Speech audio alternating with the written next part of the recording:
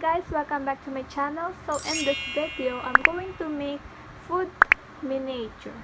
And that's why I pre-made these mini plates. So are you ready? Let's begin!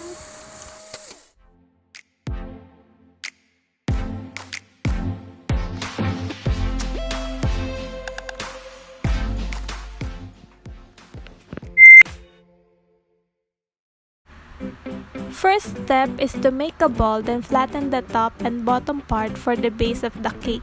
Then roll a long thin clay and twist it like this for the icing on top.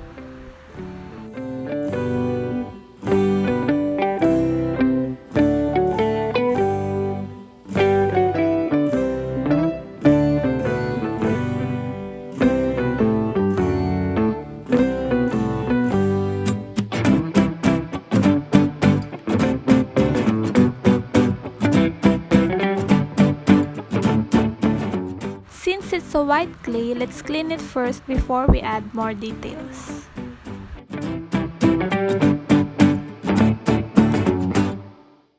And now carve straight lines on the outer part of the base of the cake.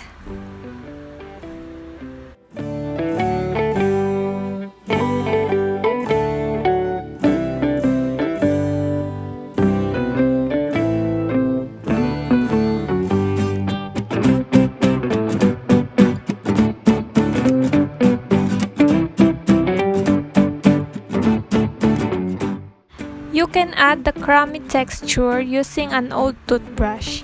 Press it lightly on the base like this.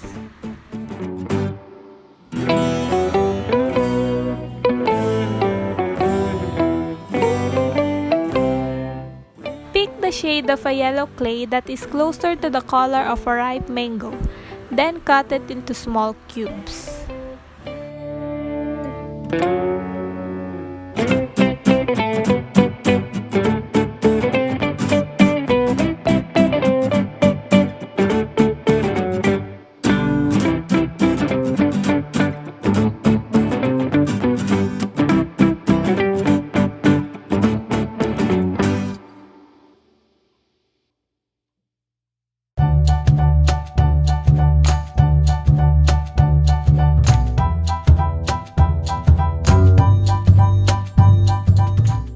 Put the liquid clay on top before adding the little cubes.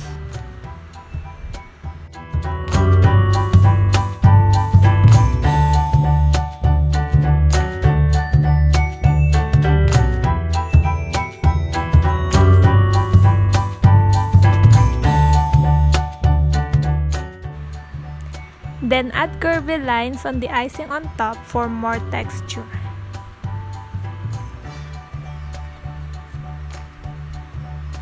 And we're almost done! Yay!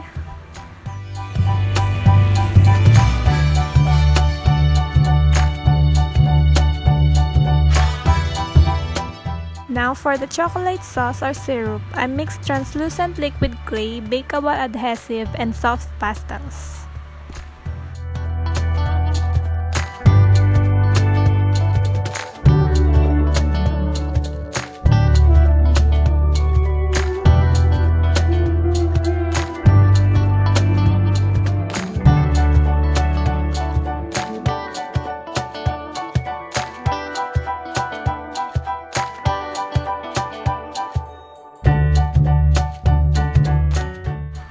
It's kind of fun mixing it, so you must try.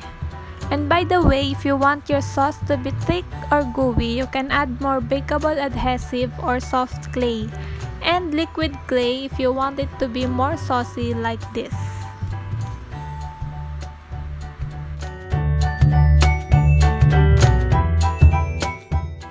Use your needle tool or any similar tool you can use to spread it to your base.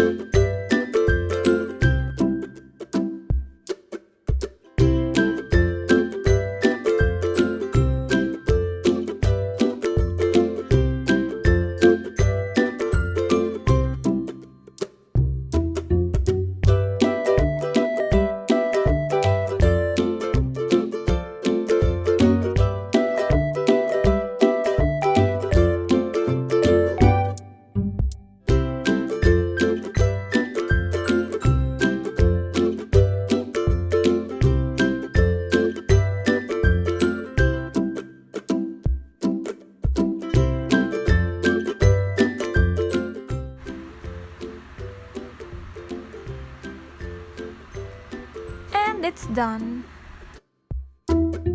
I also made mini chocolate waffles, pancakes, strawberry ice cream, and matcha dip. This will be my entry for the Hulma challenge on Team Hulma Manila FB group.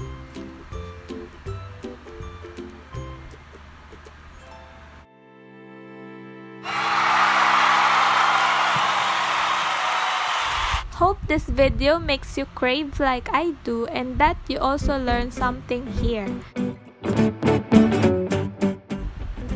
You can also use the techniques I show here to any other future food miniatures you'll make. So hope you enjoyed this video. Thank you guys for watching and bye bye!